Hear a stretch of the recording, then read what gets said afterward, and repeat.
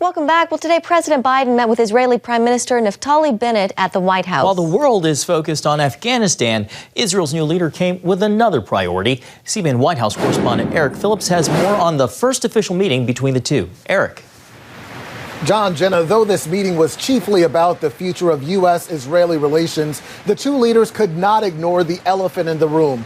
The more than dozen U.S. troops killed in those suicide bombings in Afghanistan. And the president began the meeting by empathizing with loved ones. Losing a son, a daughter, a husband, a wife is like being sucked into a big black hole in the middle of your chest and you don't think there's any way out. On behalf of the Israeli people, I want to extend our condolences and deep sadness for the loss of American lives in Kabul. While the two leaders appeared friendly, they clearly have major differences between them to work out. The Iran nuclear deal tops the list. Biden plans to re-enter the agreement his predecessor, former President Trump, abandoned. Israel is against it. Iran is the world's #1 exporter of terror, instability, and human rights violations. The first goal is to stop Iran on its regional aggression and start rolling him back into the box.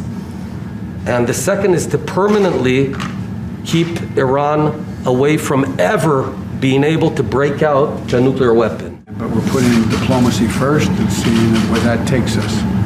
But if diplomacy fails, we're ready to turn to other options.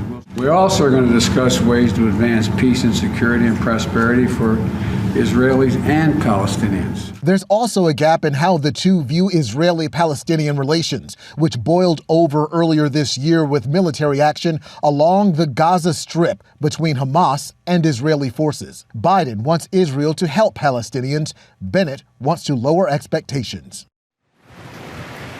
And for his part, Bennett's main agenda item was to build a bridge with the president and Democratic leadership, one that was severely damaged by his predecessor, longtime Israeli Prime Minister Benjamin Netanyahu.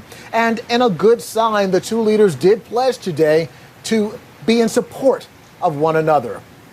The latest from the White House, Eric Phillips, CBN News.